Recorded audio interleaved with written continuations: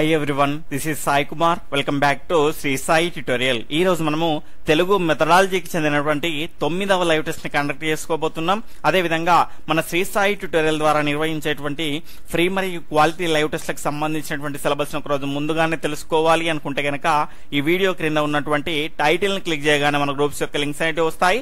అందులో join అయ్యేసి live test కు సంబంధించినటువంటి సిలబస్ ను ఒక రోజు ముందుగానే తెలుసుకోండి.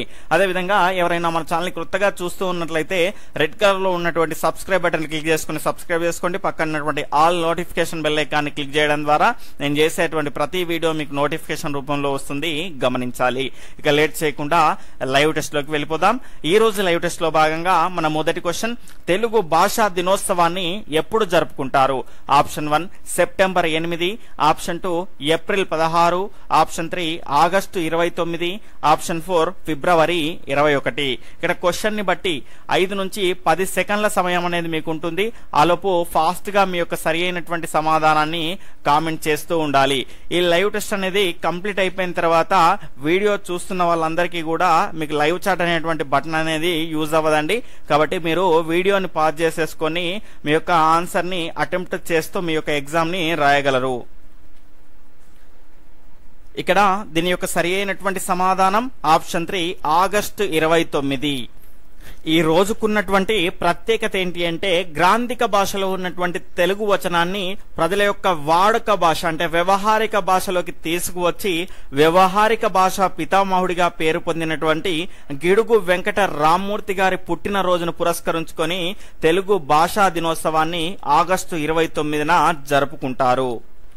తర్వాత రెండవ క్వశ్చన్, బృంద బోధనను వ్యాప్తి చేయడానికి కృషి చేసిన వారు ఎవరు? Option 1 Lexington, option 2 Francis Bacon, option 3 జీ లైట్ ట్రంప్, ఆప్షన్ 4 ఫ్రాన్సిస్ చాస్. ఆప్షన్ 1 1, 2 మాత్రమే, ఆప్షన్ 2 3, 4 మాత్రమే, ఆప్షన్ 3 2, 3 మాత్రమే, ఆప్షన్ 4 పై వారందరూ.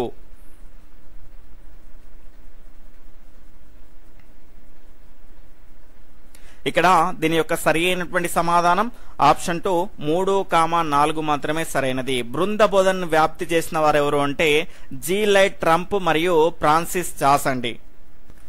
తర్వాత మూడవ క్వశ్చన్, ఉపవాచకం యొక్క బోధనా ఉద్దేశాల్లో లేనిది ఏది? ఆప్షన్ 1 విద్యార్థుల్లో విస్తార పఠనాన్ని పెంపొందించడం, ఆప్షన్ 2 విరామకాల సద్వినియోగం, ఆప్షన్ 3 గ్రంథాలయాల పఠనాలయాల యొక్క వినియోగం, ఆప్షన్ 4 భాషలోని రసానుభూతిని పొందడం. వీడియోని చూస్తున్న వాళ్ళంతా కూడా ఈ వీడియో మీకు నచ్చినట్లయితే తప్పకుండా లైక్ చేసి మీ యొక్క సపోర్ట్ ని మన ఛానల్ కి అందించాలి. ఈ విధంగా లైక్ చేయడం ద్వారా వీడియో అనేది మిగతా వారికి రీచ్ అయ్యేటువంటి అవకాశం అనేది ఉంటుంది.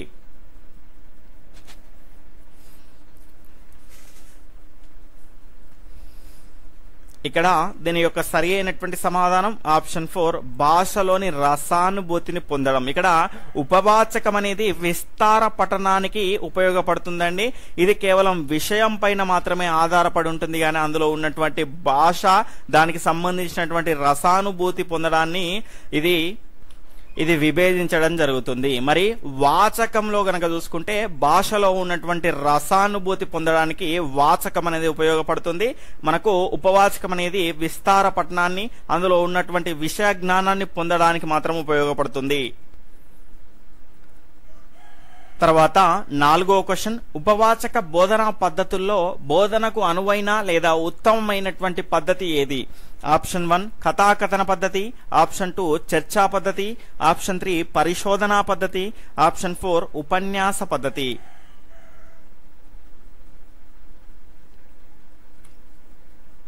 ఇక్కడ దీని యొక్క సరి అయినటువంటి సమాధానం ఆప్షన్ 2 చర్చా పద్ధతి.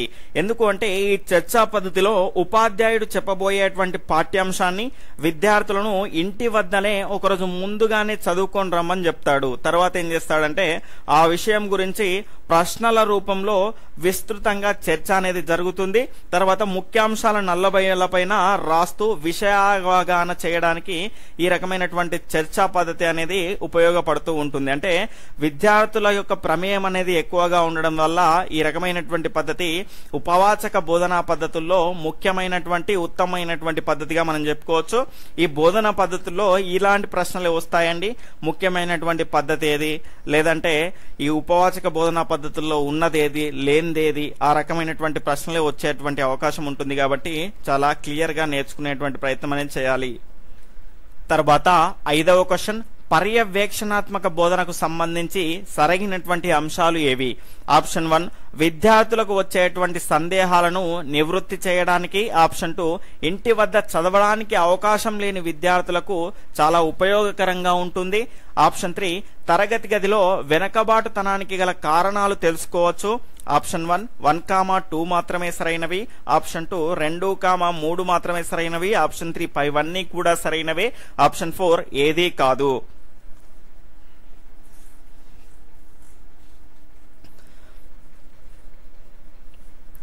ఇక్కడ దీని యొక్క సరి అయినటువంటి సమాధానం ఆప్షన్ 3, 1, 2, 3 పైవన్నీ కూడా సరి అయినవే. పర్యవేక్షణాత్మక బోధన దీని యొక్క మరి ఒక పేరేంటి అంటే నియంత్రిత అధ్యయనము లేదా నియంత్రణ అధ్యయనము అంటాము.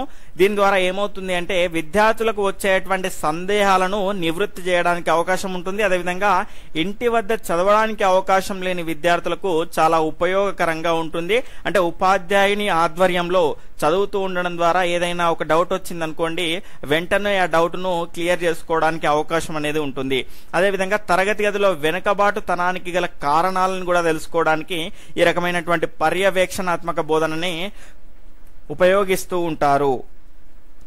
తర్వాత 6వ క్వశ్చన్, వ్యాస బోధనా పద్ధతుల్లో ఉన్నటువంటి అనుకరణ పద్ధతికి సంబంధించి సరైనది ఏది? ఆప్షన్ 1 ఆవు గురించి చెప్పి గేదె గురించి రాయమనడం. ఆప్షన్ 2 వ్యాస బోధన ప్రారంభంలో ఈ పద్ధతి అనువైనది కాదు. అడిషనల్ ఆప్షన్స్ వచ్చేసి ఆప్షన్ 1 1, 2, ఆప్షన్ 2 1 మాత్రమే, ఆప్షన్ 3 2 మాత్రమే, ఆప్షన్ 4 ఏదీ కాదు. ఇక్కడ దీని యొక్క సరి అయినటువంటి సమాధానం ఆప్షన్ 2 1 మాత్రమే. స్టేట్మెంట్ 1 అనేది రైట్, స్టేట్మెంట్ 2 అనేది రాంగ్. ఎందుకు అంటే మనకి ఇక్కడ అనుకరణ పద్ధతిలో గనక చూసుకుంటే వ్యాసాన్ని బోధించేటప్పుడు ఉపాధ్యాయుడు ఏదైనా ఒకటి రాసి చూపించి ఆ వ్యాసానికి దగ్గరగా పోలికలు ఉన్నటువంటి మరొక అంశాన్ని ఇచ్చి అనుకరిస్తూ రాయమనడం అనేది ఈ రకమైనటువంటి అనుకరణ పద్ధతికి చెందుతుంది. ఈ వ్యాస బోధన అనేది ప్రారంభంలో ఈ రకమైనటువంటి పద్ధతి అనేది మనకు వ్యాసాన్ని రాసేటువంటి ప్రారంభంలో ఈ రకమైనటువంటి పద్ధతి అనేది మనకు ఉపయోగకరంగా ఉంటుంది. ఇక్కడ ఉపయోగకరంగా ఉండదు అన్నాడు కాబట్టి ఇది సరి అయినది కాదు. అంటే ముందుగా ఆవు గురించి చెప్పి దానికి సంబంధించినటువంటి వ్యాసాన్ని రాసి అదే విధంగా గేదె గురించి రాయమండం, దాన్ని అనుకరిస్తూ రాయమండం అనేది ఈ రకమైనటువంటి పద్ధతికి చెందుతుంది.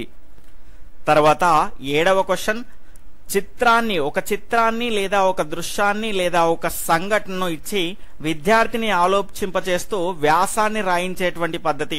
ఆప్షన్ 1 ఆలోచన పద్ధతి, ఆప్షన్ 2 ప్రకల్పన పద్ధతి, ఆప్షన్ 3 ప్రశంసా పద్ధతి, ఆప్షన్ 4 ప్రయత్న పద్ధతి అండి. ఆప్షన్ 4 వచ్చేసి ప్రయత్న పద్ధతి. ఫాస్ట్ గా మీ యొక్క సమాధానాన్ని కామెంట్ చేస్తూ ఉండండి.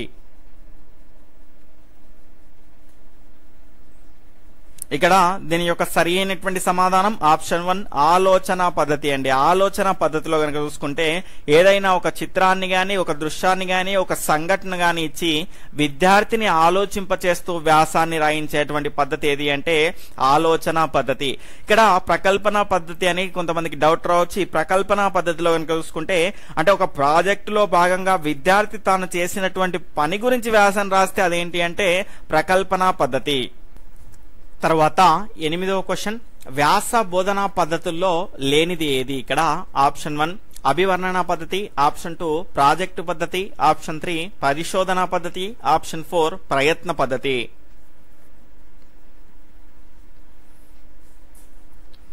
ఇక్కడ దీని యొక్క సరి అయినటువంటి సమాధానం ఆప్షన్ 3 పరిశోధన పద్ధతి అండి. ఈ పరిశోధన పద్ధతి అనేది ఉపవాచక బోధనా పద్ధతులకు చెందినది. ఈ పరిశోధన పద్ధతిలో ఏం చేస్తారంటే విద్యార్థులు నిఘంటు సహాయంతో వారే చదువుకొని సారాంశాన్ని అర్థం చేసుకుంటారు.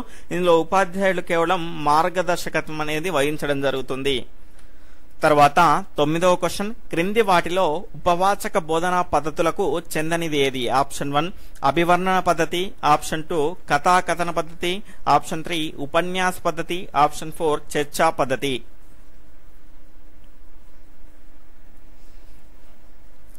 ఇక్కడ దీని యొక్క సరి అయినటువంటి సమాధానం ఆప్షన్ 1 అభివర్ణన పద్ధతి అండి. ఈ అభివర్ణన పద్ధతి అనేది వ్యాస బోధనా పద్ధతులకు చెందినది. కథా కథన పద్ధతి, అదేవిధంగా ఉపన్యాస పద్ధతి, చర్చా పద్ధతి, ఈ మూడు కూడా ఉపవాచక బోధనా పద్ధతులకు చెందినవి. తర్వాత 10వ క్వశ్చన్, వదరుబోతు వ్యాసాలు రాసినది ఎవరు? Option 1 Pappuri Ramacharyulu, option 2 Vanguri Subbarao, option 3 Panuganti Lakshmi Narasimham, option 4 Acharya Chekuri Ramarao.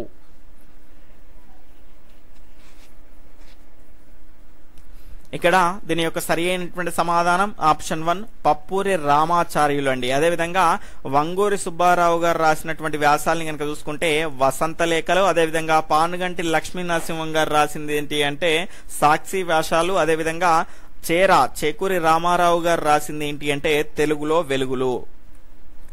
తర్వాత 11వ క్వశ్చన్, విద్యార్థులకు వ్యాస బోధనా పద్ధతుల్లో ఉత్తమమైనది ఏది? ఆప్షన్ 1 ప్రాజెక్టు పద్ధతి, ఆప్షన్ 2 ప్రశంసా పద్ధతి, ఆప్షన్ 3 ఆలోచనాత్మక పద్ధతి, ఆప్షన్ 4 ప్రయత్న పద్ధతి.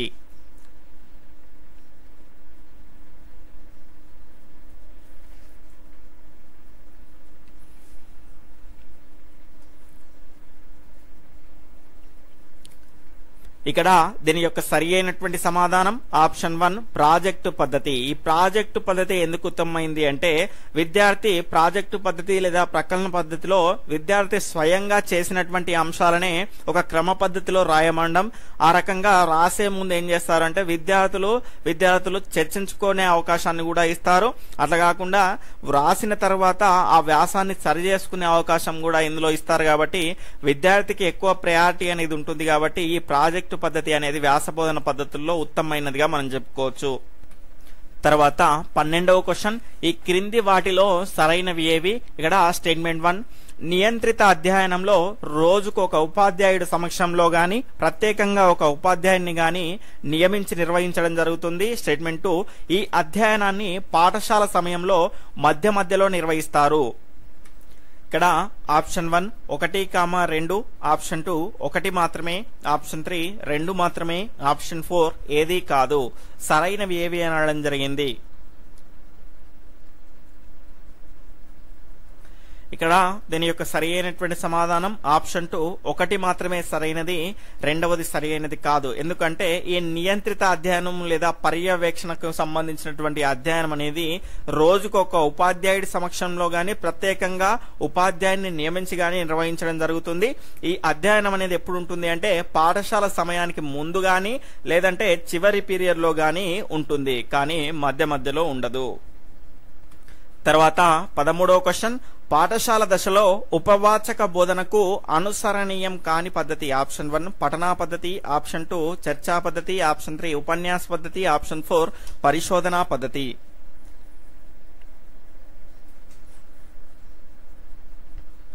ఇక్కడ దీని యొక్క రైట్ ఆన్సర్ ఆప్షన్ 3 ఉపన్యాస పద్ధతి అండి. ఇక్కడ పాఠశాల దశల్లో గనక ఉపన్యాస పద్ధతిలో ఏం చేస్తారు, ఉపాధ్యాయుడు చదువుతూ పోతూ ఉంటే విద్యార్థి శ్రోతగా మాత్రమే ఉండి ఎలాంటి రోల్ ఉండకుండా వింటూ మాత్రమే ఉంటాడు. కాబట్టి ఈ రకమైనటువంటి బోధనా పద్ధతి అనేది పాఠశాల దశలో ఉపయుక్తమైనటువంటిది కాదు.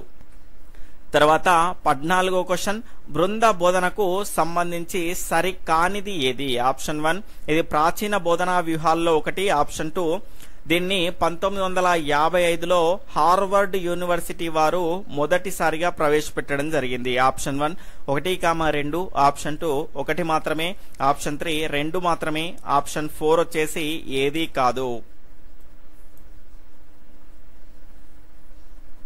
ఇక్కడ దీని యొక్క రైట్ ఆన్సర్ ఆప్షన్ 2 1 అండి. 1 అనేది సరి అయినది కాదు, రెండవది సరి అయినది.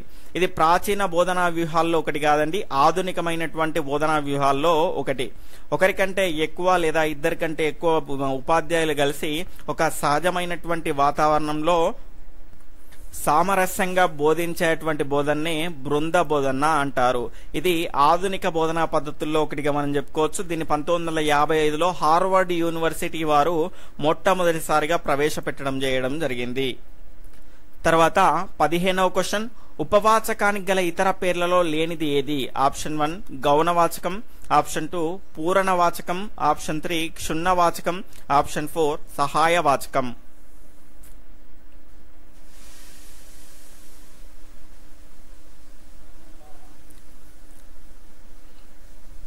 ఇక్కడ దీని యొక్క సరి అయినటువంటి సమాధానం ఆప్షన్ 3 క్షుణ్ణవాచకం అండి. ఇది క్షుణ్ణవాచకం కాదు, ఉపవాచకం అనేది విస్తారవాచకంగా మనం చెప్పుకోవచ్చు. దీనికి ఉన్నటువంటి పేర్లు ఏంటి అంటే గౌణవాచకం లేదా పూర్ణవాచకం లేదా సహాయవాచకం లేదా విస్తారవాచకం.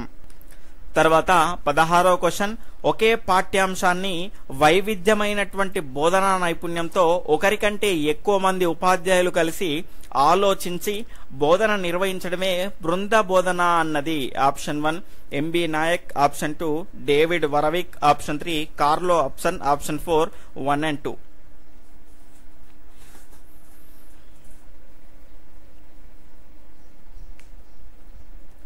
ఇక్కడ దీని యొక్క సరి అయినటువంటి సమాధానం ఆప్షన్ 3 కార్లో అప్సన్ అండి. ఇక్కడ ఒకటే గుర్తుపెట్టుకోండి, ఇక్కడ ఒకరికంటే ఎక్కువగా అని వచ్చింది అనుకోండి, ఒకరికంటే ఎక్కువగా కారులో పడతారు కదండి, ఆ రకంగా గుర్తుపెట్టుకోండి. ఇద్దరికన్నా ఎక్కువ, ఇద్దరు లేదా అంతకంటే ఎక్కువగా అంటే మాత్రం ఎంబి నాయక్ వస్తాడు. దీని యొక్క రైట్ ఆన్సర్ ఆప్షన్ 3 కార్లో అప్సన్. తర్వాత 17వ క్వశ్చన్, తెలుగు అనేది ఈ ద్రావిడ భాషా కుటుంబానికి చెందినది. ఆప్షన్ 1 ఉత్తర ద్రావిడ భాషా కుటుంబం, ఆప్షన్ 2 దక్షిణ ద్రావిడ భాషా కుటుంబం, ఆప్షన్ 3 మధ్య ద్రావిడ భాషా కుటుంబం, ఆప్షన్ 4 ఇండో యూరోపియన్ భాషా కుటుంబం.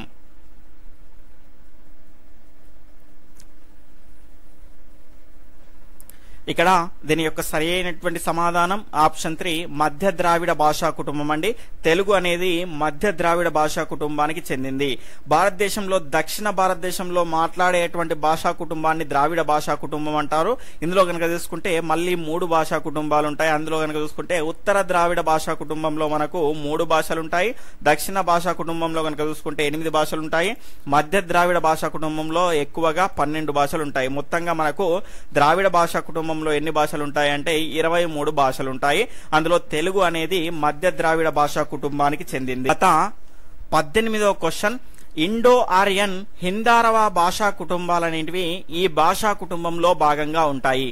ఆప్షన్ 1 సీనో టిబెటన్ భాషా కుటుంబం, ఆప్షన్ 2 ఇండో యూరోపియన్ భాషా కుటుంబం, ఆప్షన్ 3 ఆస్ట్రో ఏషియాటిక్ భాషా కుటుంబం, ఆప్షన్ 4 ద్రావిడ భాషా కుటుంబం.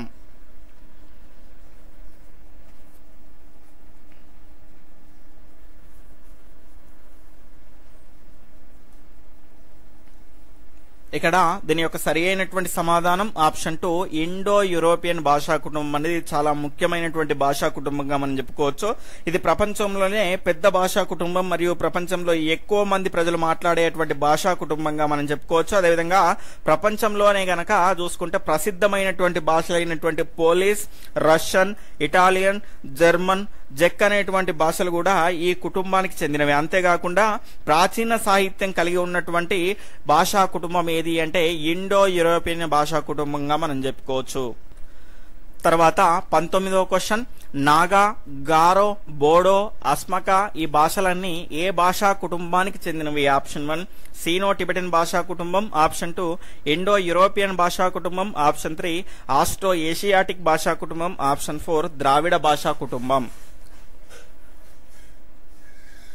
ఇక్కడ దీని యొక్క సరి అయినటువంటి సమాధానం ఆప్షన్ 1 సీనో టిబెటన్ భాషా కుటుంబం అండి. నాగా, గారో, బోడో, అస్మక ఈ భాషలన్నీ కూడా సీనో టిబెటన్ భాషా కుటుంబానికి చెందినవి.